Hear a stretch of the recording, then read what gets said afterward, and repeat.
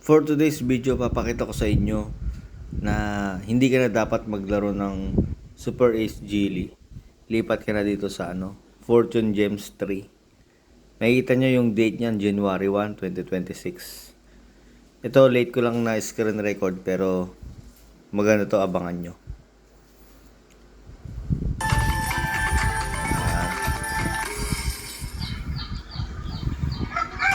Hindi tinapay mo.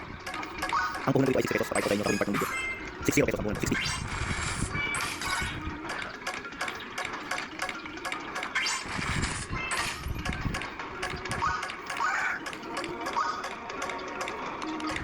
Habang maliliit pa kasi yung taya, tapos hindi na nanalo, naisipan ko lang naisipan ko lang i-escalera style. Yung habang naglalaro ka, times mo yung kaya mo. Kasi magpapakasakali pa rin ako sa same bet.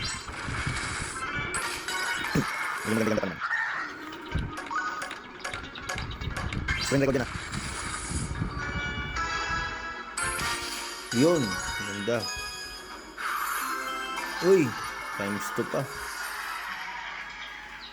So screen record to baka sabihin nyo kasi hindi ako nagtatap.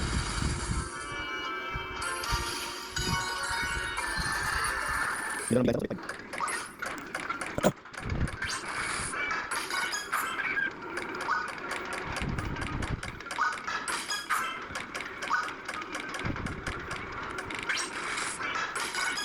Oh, naka times 2 pa, 60.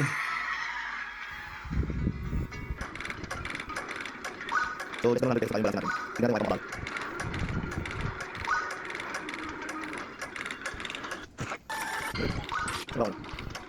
Hindi natin. Nag-iwas yung cellphone. Pero wala naman pagkaiba kasi same pa rin yung pinakawit dito. Screen record yan. Makikita ngayon, 100 plus lang yung balance natin. Nag times 3 pa, yung 15. So 45 pesos.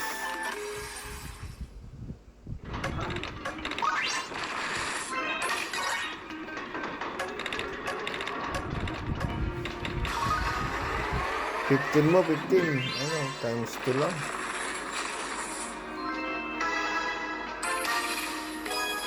Pwede na rin, 80.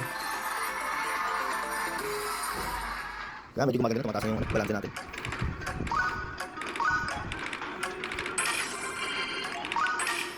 Yung rich card na yun, makuha mo yun sa backpack.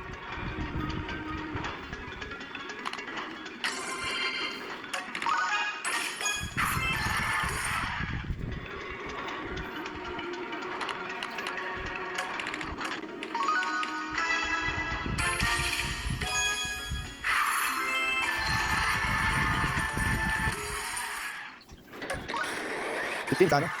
Para 60 times 15. Hindi sana. 9K na yun. 15 times 2 lang.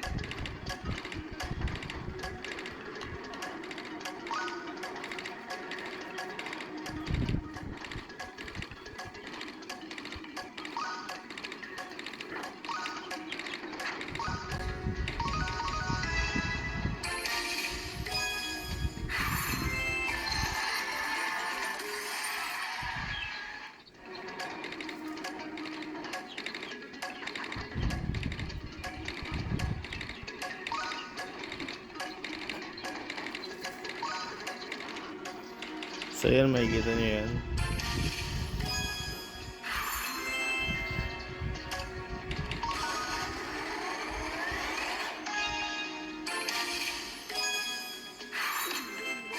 Yun 1560.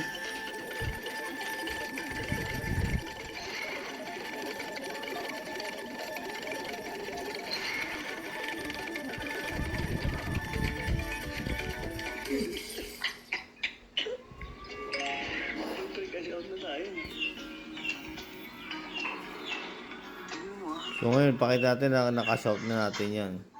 Daling.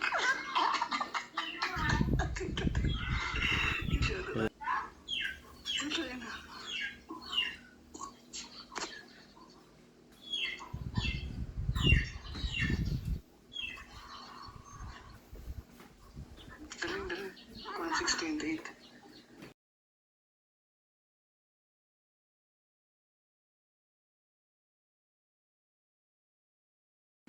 So ito na yung withdrawal record natin nung January 1. Ayan, 1. So nag-success na siya dyan. Tapos sa GCash ko naman,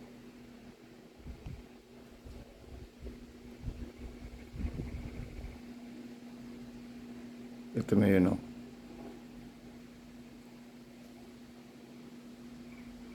Kaya maganda talaga yung Fortune Gems 3 kaysa dyan sa Super Ace Geely.